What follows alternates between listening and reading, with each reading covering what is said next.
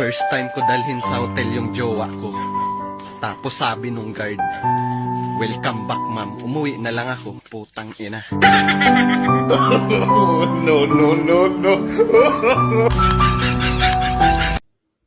Aba, alungkot natin ngayon ah. Oo nga eh. Gusto mo tugtugan kita? Ikaw bahala. Ano gusto mong tugtog? Kahit ano. Basta happy.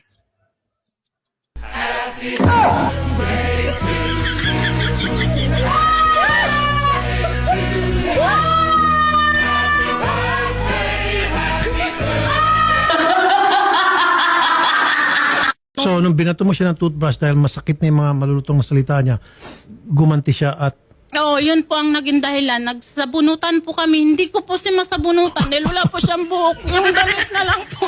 Pwede makapagsalita, sir. Damit na lang po kasi nahawakan ko.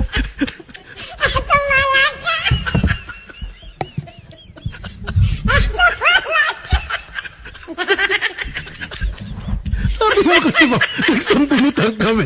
Paano sambunutan? Po, yung damit lang po nahawakan ko. Kaya ako po yung nahawakan niyang paganyan, inuntog siminto. Ganun po nangyayari po nun. Kulat ka sa... Tama. Diyos ko po.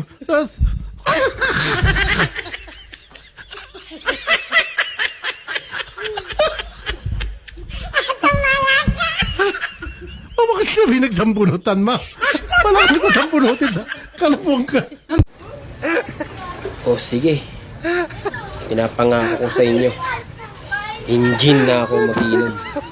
Birbihira na lang. Whiskey anong mangyari, tanduayan nyo yan.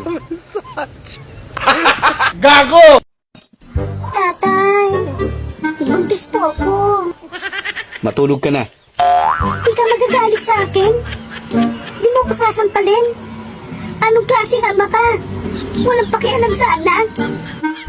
Ikaw, Baldo, tumigil ka na. Yung kabaklaan mo, pinagbigyan ko na.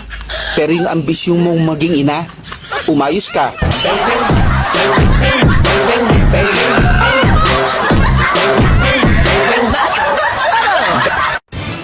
Kung baby niya ako, tapos baby ka rin niya, oh my God, kambal tayo?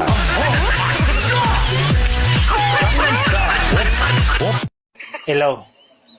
Ba't ayaw mo magsalita? Namimiss mo ano? Oo, sobra. O, ba't ayaw mo kausapin? Eh bakit? Nagsasalita ba yung Junjun mo?